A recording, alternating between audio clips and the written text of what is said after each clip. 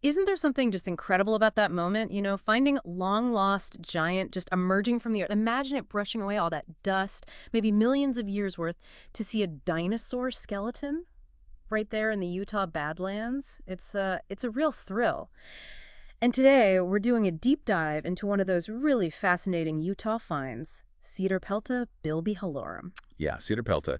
It's an extinct genus of what we'd call a basal ankylosaurid.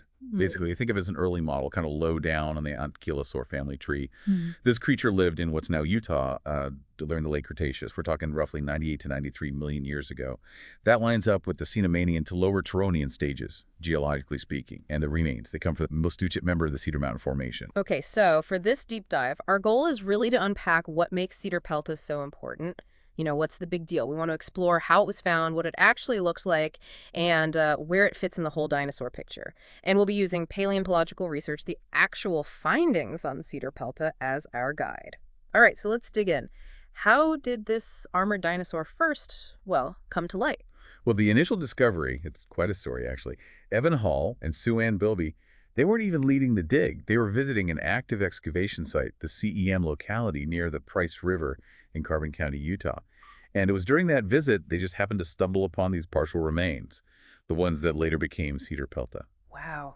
Talk about being in the right place at the right time. Exactly. Pure paleontological luck, really. Now, the ground itself, the rocks, they hold clues too, don't they? I read there was some confusion initially about the age. That's right. At first, the site was thought to be in the upper part of the Ruby Ranch member of the Cedar Mountain Formation. But later geological work kind of shifted that view, placed it firmly in the lower part of the Mostuchet member instead. And that changed the age estimate. It did, significantly. The initial estimate was around 104 million years ago, give or take. But more recent dating methods have narrowed that down quite a bit, to a range of about 98.2 to 93 million years ago. Right, so a bit of a geological puzzle right at the start, even before they fully knew what the dinosaur was. When did it get its official name then? Well, the discovery was first reported, scientifically speaking, in 1998. That was by Kenneth Carpenter and James Kirkland. But the formal naming, the paper describing it, came out in 2001 by Carpenter, Kirkland, Don Burge, and John Bird. And those names, Cedarpelta, bilbihallorum, they're not just random, right? There's meaning there. Oh, absolutely. The holotype specimen, that's the main reference fossil, the one the description is based on. It includes a partial skull and various bones from the body. And then there are paratypes, other specimens, including another partial skull, which is really interesting because the bones were separated, disarticulated. It's very rare. These fossils represent at least 3 different individuals. They're all housed now at the College of Eastern Utah Prehistoric Museum. And the name itself. Right. Cedarpelta. Cedar, from the Cedar Mountain Formation where it was found. And pelta is Greek for small shield.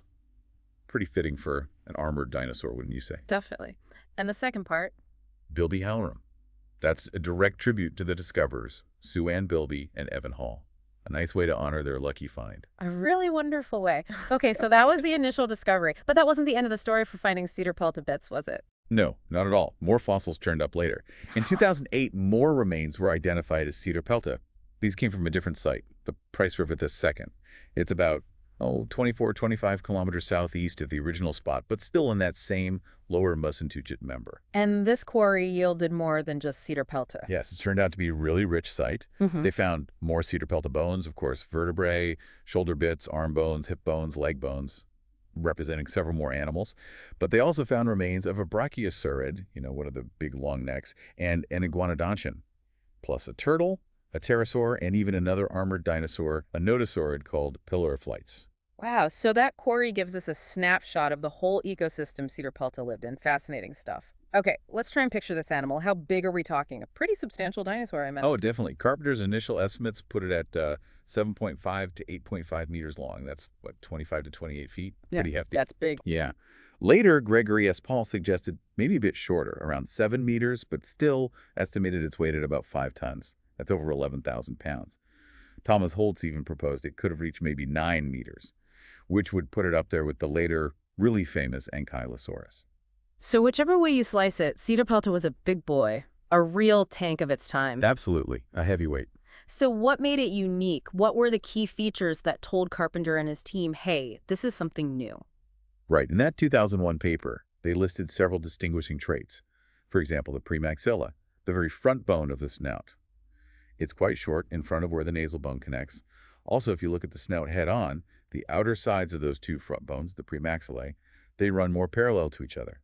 In later ankylosaurs, they tend to sort of flare outwards more towards the back. Okay, so a slightly different snout shape at the very front. What else? Well, the cutting edge of the upper beak, the bony part, was only on the very front of that premaxilla bone.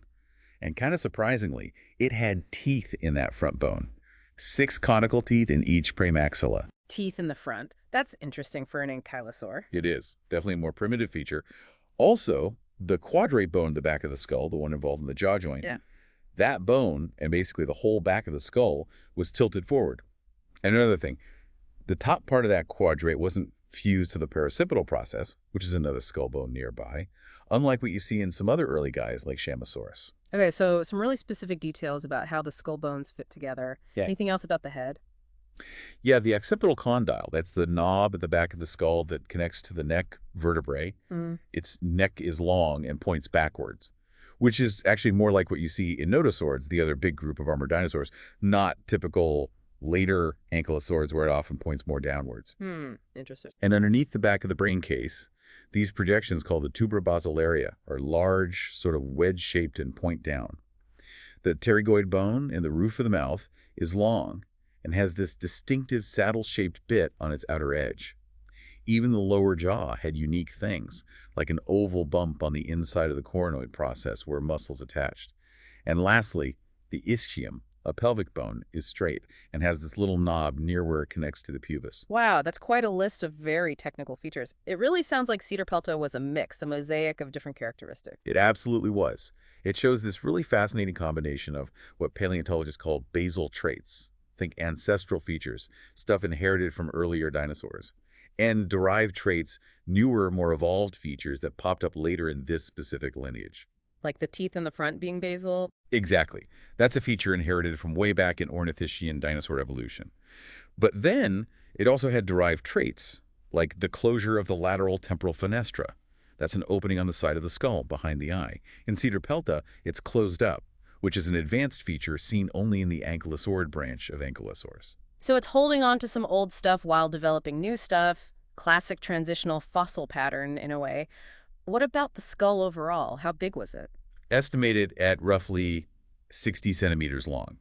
So, a decent-sized head, about 2 feet.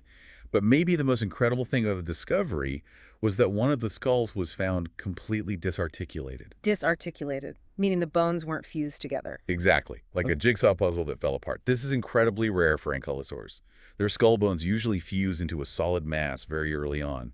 So finding one like this gave scientists an unprecedented look at the individual bones, what they looked like before they got locked together. That must have been like hitting the jackpot. Oh, absolutely. A treasure trove of information. From that, we know the skull was relatively long, not super wide. It didn't have a strongly downturned beak like, say, Ankylosaurus itself. We know the first of those front teeth was the biggest. And the maxilla, the main upper jawbone behind the premaxilla, had about 18 teeth. And the bones around the eye socket were arranged a bit differently, too. The lacrimal, a single suborbital bone above, and a big postorbital behind. They formed the rim, excluding some other bones that usually contribute in other dinosaurs. That disarticulated skull, it sounds like it revealed so much that would normally be hidden inside a fused helmet. Precisely. And it led to another really interesting observation. What's that? Even on these large skulls, presumably from adult animals, there wasn't a clear, distinct pattern of fused head tiles, the capitulae. The bony mosaic armor pieces that cover the skulls of most later ankylosaurs. Cedarpelta didn't seem to have that typical fused pattern. Really? So how did it get its head armor? Well, that finding led Carpenter to suggest an alternative idea for how ankylosaur skull armor formed. The main ideas were either that skin scales turned bony and fused to the skull, or that the scale pattern influenced bone growth underneath. But seeing Cedarpelta without that clear fused pattern made Carpenter think maybe the bone formation, the ossification, happened in an intermediate layer, perhaps at the periosteum, the membrane around the bone, sort of between the scales and the actual skull roof. Huh. So maybe the armor wasn't directly fused from scales in the same way. Possibly. It suggests this early ankylosaur might have had a different developmental pathway for its head armor compared to its later relatives. It's a really thought-provoking idea. That really is fascinating. So Cedarpelta's unique skull didn't just tell us about Cedarpelta, it potentially challenged ideas about how all ankylosaurs got their armored heads. Okay, let's shift gears a bit. Where does Cedarpelta fit in the grand scheme of things? Classification-wise? Right. When Carpenter first described it in 2001, he placed it within the family Ankylosauridae. He saw two main possibilities, really. One, maybe it was the most basal-known ankylosaurid, the earliest branch on that family tree. Its mix of primitive features and what they thought then was its very old age seemed to fit that. Or, alternatively, maybe it belonged to an early subgroup within Ankylosauridae, something called Chamasaurinae, alongside other early Asian forms like Gobisaurus and Chamasaurus. Okay, so definitely seen as an ankylosaurid initially. Has that held up over time with more research? Mostly, yes. I mean, numerous phylogenetic studies since then, Thompson et al. Yeah. In 2012, Chen et al. In 2013, many others, right up to studies in 2022. They've generally kept Cedarpelta within Ankylosauridae. However, its precise position within that early group is still, let's say, debated. How so? Well, many analyses find it in what's called a polytomy. Imagine a family tree branch where several lines split off from the same point, and you can't quite tell the exact order. So it often clusters with other early ankylosaurids like Leoningosaurus, Cedarpelta, Trunculon, Gobisaurus, Chamasaurus. But the exact branching pattern isn't resolved. Sometimes it pops up as the closest relative, the sister taxon, specifically to Trunculon. So general agreement, it's an early ankylosaurid, but the fine details of its relationships are still a bit fuzzy. That sounds pretty typical for paleontology, right? As we Yeah, get more deep. absolutely. It's an ongoing process. The more fossils, the better the analyses, the clearer the picture becomes, hopefully. But there's actually another quite different interpretation of where Cedarpelta belongs. Oh, what's that? A couple of studies, one by Vicarius and colleagues back in 2004, and another more recently by Wiersma and Ermis in 2018, they proposed something else entirely. They suggested Cedarpelta might actually be the most basal member of the other big armored dinosaur family, the Nodosauridae. Wow, really a nodosaurid, not an ankylosaurid at all. According to their analyses, yes. They placed it even lower on the tree than other early nodosaurs like Pophosaurus or Cedarpelta. That's a huge difference, placing it at the root of the nodosaurs instead of the ankylosaurids. What was their reasoning? It comes down to how they interpret certain features, especially some of those skull characteristics we talked about, and some postcranial ones too. They saw more similarities with early nodosaurs. For instance, that long neck on the occipital condyle, the part connecting to the spine pointing backwards. That was a key feature they highlighted as being more nodosaur-like. So Cedarpelta is kind of caught in this tug of war. Is it an early ankylosaurid or maybe even the earliest nodosaurid? That really highlights its importance, doesn't it? It's sitting right near that crucial split. Precisely. It makes Cedarpelta incredibly important for understanding how these two major armored dinosaur groups diverged. Whether it ends up being confirmed as a very early ankylosaurid or as the earliest known nodosaurid, it gives us invaluable clues about the early evolution and diversification of all these armored giants back in the Cretaceous. Its unique mix of features, plus that amazing disarticulated skull, really opens a window onto a stage of ankylosaur evolution. We rarely get to see this clearly. Okay, so let's sort of wrap this up.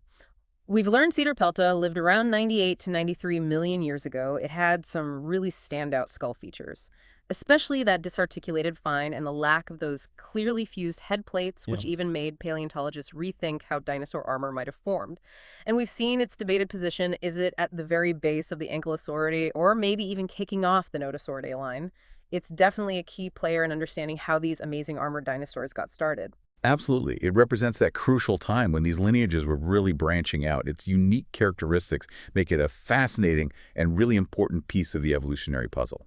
So here's something for you, our listeners, to chew on.